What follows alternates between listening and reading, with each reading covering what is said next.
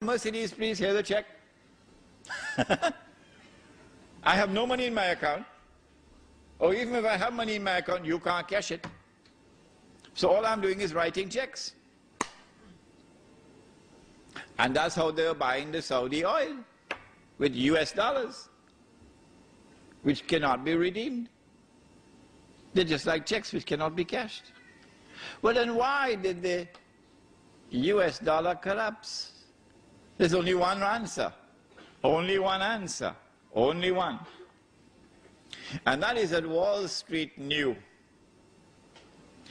what even our distinguished and respected ulama did not know. Wall Street knew that this entire international monetary system was fraudulent, batil, and that it will collapse one day. And they thought that that day had come. In 73 and again in 80.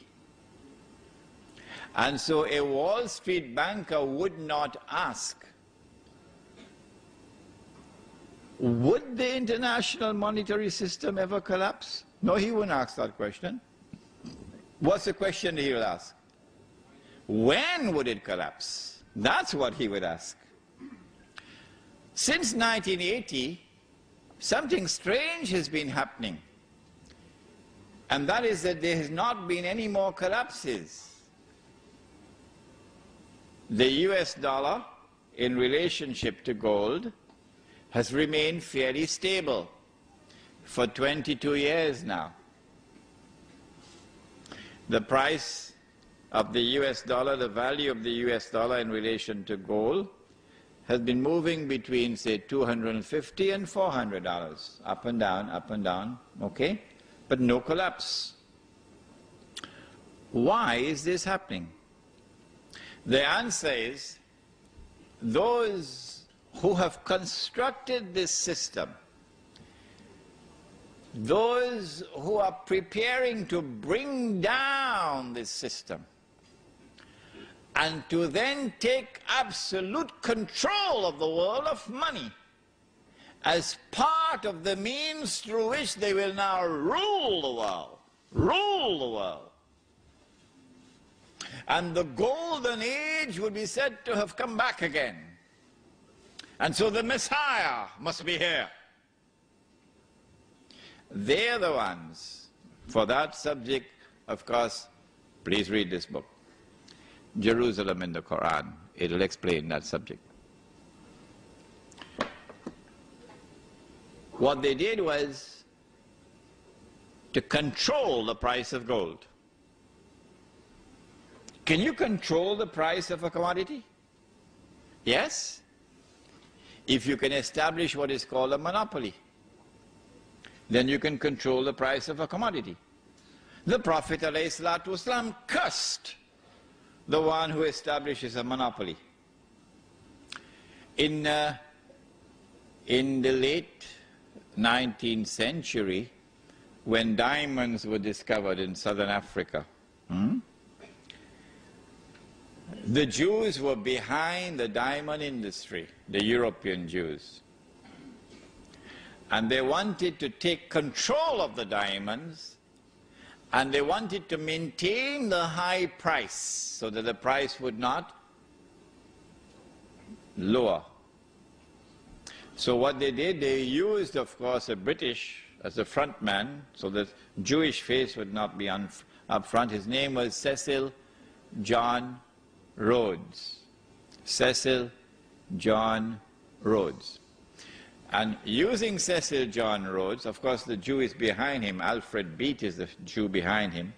And behind Alfred Beat is Lord Rothschild in Europe, a Jewish banker. What they did was to buy out all the other diamond mines.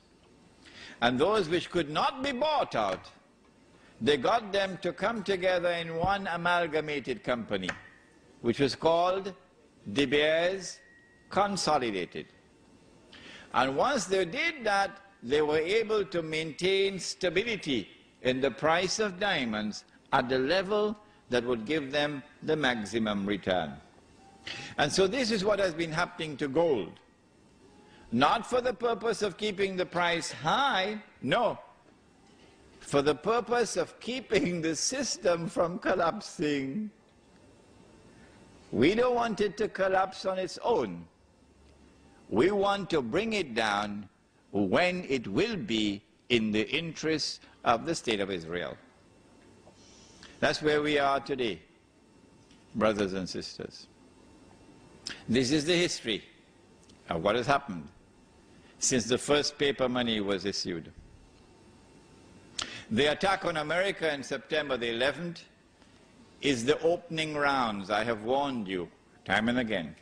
The opening rounds of the countdown, which will witness the transfer of power from one ruling state to another, from the United States of America to the State of Israel. How does Imran Hussein know this? Where does he get this knowledge? Brother, the hadith is there. We've used it as the cover of this book. Sure, you can differ with me.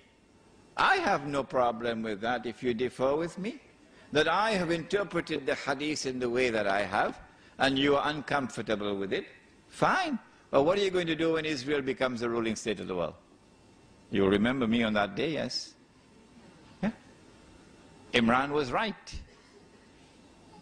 He interpreted the hadith correctly. Part of the process through which the Jews will take control of the world is the attack with money. This is riba. With the value of the money collapsing, going down lower and lower, she was working, you remember, for 40 bags, the black woman. And then the white South African government was slapped in the face by the US Congress in 1988. Why? Because the white world order, they don't want to look bad. And this was an eyesore in South Africa. So they wanted to get rid of this apartheid because it was embarrassing them. So they slapped economic sanctions on South Africa in 1988. And then the South African rand collapsed. It was 1.9, it went to 3 rands to the dollar. And the woman who was working for 40 bags of mealie meal or corn, she's now getting 20 bags. Huh? And then when the black government gave way, the white government gave way to the black government, 91 or 92, the South African rand had some color consciousness in it. Because as soon as the black government took power, it dropped from 3 rands to 6 rands. Strange things happening, eh? And then when September 11 took place, 2 aeroplanes hit 2 towers, and the South African rand thousands of miles away fell from 6 to 9. And so she was working for 40 bags of mealie meal. And then it went to 20, and now it went to 10. And then about a month or 2 ago, I don't know, it reached up to 12 rands to $1 US before the South African government established a commission inquiry to find out where is this thief. And who is the thief? And so this is riba. This is riba. Why? Because of the verse of the Quran, وَلَا تَبْخَسُوا النَّاسَ أَشْيَاءَهُمْ وَلَا تَبْخَسُوا النَّاسَ أَشْيَاءَهُمْ. Do not diminish, make little the value of people's property, people's labor, people's sweat. It's haram. It is riba because of the hadith. If you rip off somebody, then that's riba. This is a rip-off. When the moment is appropriate,